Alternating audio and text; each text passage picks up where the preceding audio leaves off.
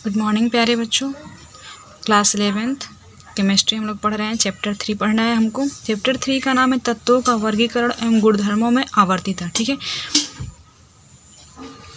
Classification of elements and periodicity in properties. देखते हैं इसमें क्या है। आवर्त शारीरिक प्रमाणित तौर पर रसायन शास्त्र का अत्यंत महत्वपूर्ण विचार है। प्रतिदिन विद्यार्थी को इससे सहायता मिलती है, खोजकर्ताओं की नई दिशा मिलती है और व्यवस्थित रूप में संपूर्ण रसायन शास्त्र का संक्षिप्त वर्णन मिलता है। यह इस बात का एक अद्भुत उदाहरण है कि रासायनिक तत्व अव्यवस्थित समूह में बिखरी हुई इकाई नहीं होते, अपितु वे व्यवस्थित समूहों में समानता प्रदर्शित करते हैं। जो लोग यह जानना चाहते हैं कि दुनिया छोटे छोटे अंशों से कैसे बनी, उनके लिए आवर्त सारणी बहुत उपयोगी है। ग्लिन टी शीबर्ग ने इसको कहा है। हम देखते हैं तत्वों का वर्गीकरण क्यों आवश्यक है। अब तक हम जान चुके हैं कि तत्व सभी प्रकार के पदार्थों की मूल इकाई होते हैं। सन 1800 में केवल 31 तत्व ज्ञात थे, 1865 में 63, और हम आजकल जो है 114 तत्वों के बारे में पता चल गया है। इनमें से हाल में खोजे गए तत्व मानव निर्मित हैं। वैसे अभी भी नए तत्वों की कृत्रिम रचना के प्रयास जारी है। इतने सारे तत्वों और उनके असंख्य यौगिकों के रसायन का अध्ययन अलग अलग कर पाना बहुत कठिन है।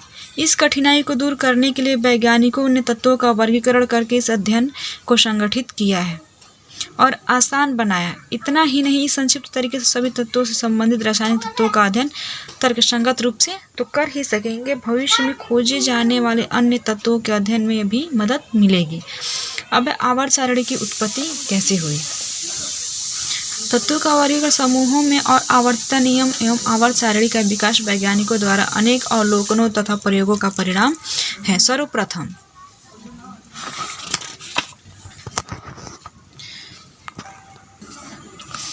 जर्मन रसायनज्ञ जान डाबेराइन ने सन 1800 के प्रारंभिक दशकों में इस बात की ओर संकेत किया कि तत्वों के गुणधर्मों में निश्चित प्रवृत्ति होती है। जो रसायनज्ञ जान डाबेराइनर थे सन 1800 में वो इस बात की ओर संकेत कर दिए कि तत्वों के गुणधर्म में निश्चित प्रवृत्ति होती है, और सन 1829 में उन्होंने समान भौतिक एवं रासायनिक गुणों वाले 3 तत्वों के समूहों की तरफ ध्यान आकर्षित कराया। उन्हें तीन तत्वों के समूहों को हम त्रिक बोलते हैं। ठीक, उन्होंने यह भी पाया कि प्रत्येक त्रिक में बीच वाले तत्वों का परमाणु भार शेष दोनों तत्वों के परमाणु भार के औसत मान के लगभग बराबर होता है या बराबर था। सारणी हम अभी दिखा रहे हैं। साथ ही मध्य वाले तत्वों के गुणधर्म शेष दोनों तत्वों के गुणधर्मों के मध्य पाए गए। डाबेराइन का त्रिक का नियम कुछ ही तत्वों के लिए सही पाया गया, इसलिए इसे महज एक संयोग समझकर इसका विचार छोड़ दिया गया। जो डाबेराइन का त्रिक का नियम था वो तत्वों के लिए ज़्यादा सही नहीं था, इसलिए उसको छोड़ दिया गया। इसके पश्चात फ्रांसीसी भूगर्भ शास्त्री AEBD चैन कोर्टोइस ने सन 1862 में तत्वों का वर्गीकरण करने का प्रयास किया।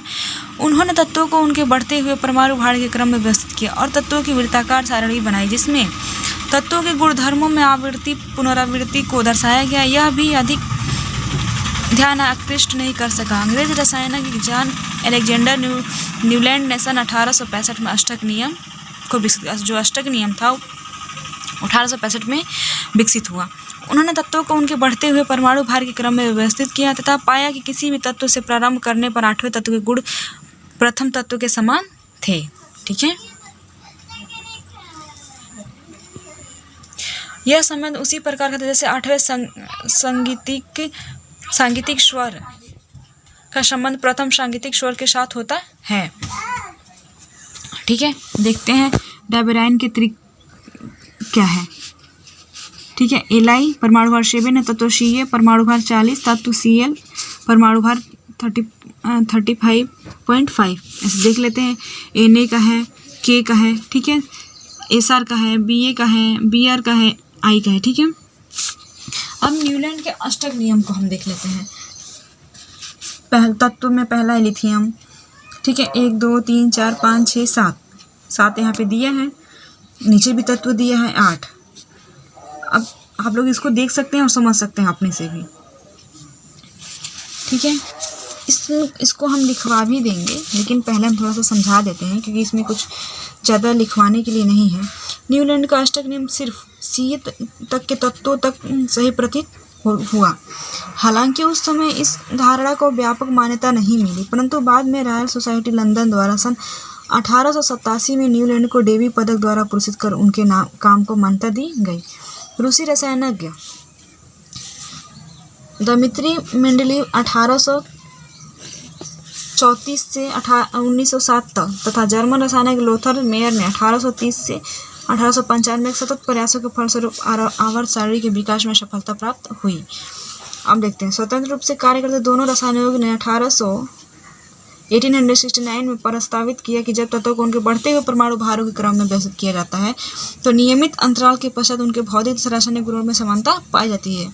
तो लोथर मेयर ने भौतिक गुण जैसे परमाणुविक आयतन, गलनांक एवं क्वथनांक और परमाणु भार के मध्य वक्र आलेखित किया, कर्व प्लॉटिंग किया, जो एक निश्चित समुच्चय वाले तत्वों में समानता दर्शाता था।